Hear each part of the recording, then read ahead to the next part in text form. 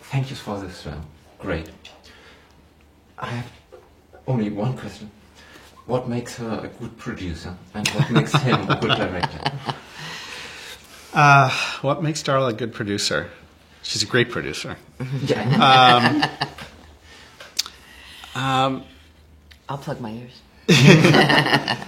No. Just lie. No, I'm trying to be, truthful about it. And we have a long relationship, and Darla does so much that's so wonderful. I think at its core, though, I've always respected that Darla is great at kind of supporting the messy job of creativity. Making these films, telling stories can be very messy and fraught, and it's a hard thing to organize.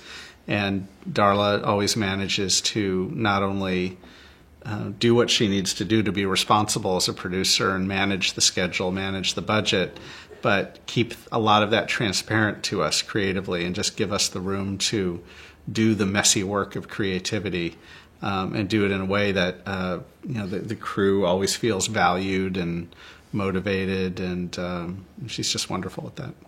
I love it. I love the messy part. What do you do? Giving away apples and No. You give just enough space, because creativity is messy and at its best. If we're working in a very non-linear situation, and I feel like it just needs room to grow and needs space. Eventually, there's hard realities of time. It's always just time, and eventually the film has to come out, so we have to reverse engineer from there. But in the midst of that, you want to try to create enough space to let all the great ideas grow, and come about. And Darla also has a great spirit that, no matter how stressful it is, no matter how difficult it is, she manages to have everybody laughing, and has a way of just kind of keeping everything in perspective and keeping it fun. Because it is fun. Really? It is fun. No, it is very fun. I love it. It's really not for the faint of heart. You have to be comfortable in the unknown, which I am, and I like it. I like it a lot. And for Lee, what makes him a great director? Again, so many things. But he's a brilliant visionary. Honestly, it's so hard to talk about him standing here. But, awkward. Yeah. No, but he really is. Lee takes a lot of considered time. He's extraordinarily, let's start from the top. He's a brilliant visionary, and he takes a lot of time and does his homework to know what he wants to get up on the screen. And so the crew is very fortunate if you're working with Lee Unkrich, because he doesn't waste your time. He knows what he wants. He's very open to the crew. It's a very extraordinarily collaborative process, and we do work with so many brilliant people. So he hears what they have to say and definitely incorporates their ideas into the film.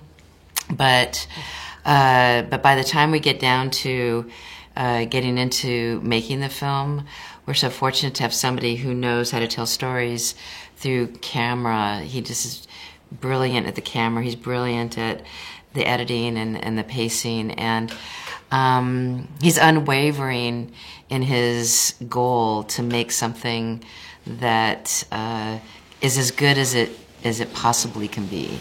That's part of the Pixar DNA, and Lee falls amazingly in line with that. Thank you. You're welcome. Keep your money. No, it's just so much fun to work with, honestly. Having seen it now twice, I would have so many questions, because the scope of the thing, it's so big. You have so many characters, you have so many scenes with so many people in it. I would love to concentrate on the world building, on this process. How do you find the perfect screenplay and to create this world? And it's a visual storytelling at its best, I think. At some point, I would lose faith, because it's such a long process.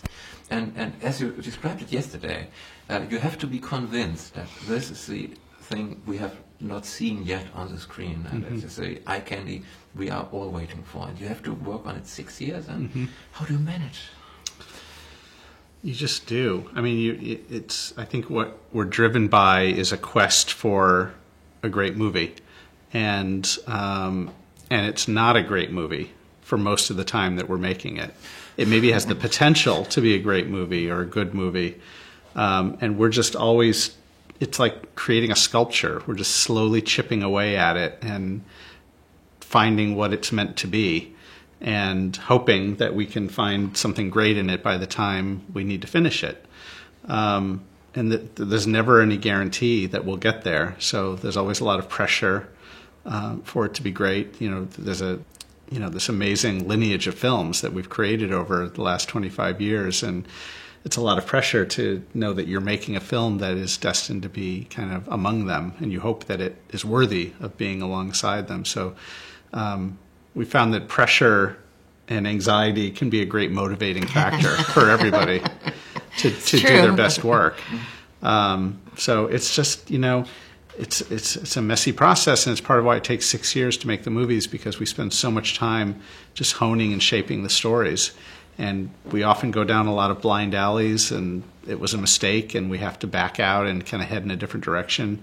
But even going off on those side trips can be valuable. There's things we learn. Maybe we have a character that we discover that then we want to be a part of the movie, even though we don't want to go in the story direction that we were heading. It's also really important because we're spending so long making the film, that we get other eyes on it, and that's why we regularly get the brain trust together at Pixar. We get kind of all the other directors and creatives at the studio together to watch the film, like every 3 or 4 months. And it's a chance for a bunch of people who haven't been working on it each and every day to look at it and help let us know what's working and what's not working so well, and maybe kick around ideas about how to make it better, so that we can then go off on our own and continue to work and shape the film. But you're right, it's a challenge when you're working on it so long to maintain perspective and to remember that, a joke that was funny at one point, is still going to be funny for audiences 5 years later, but it's maybe not funny to you anymore because you've been living with it for so many years.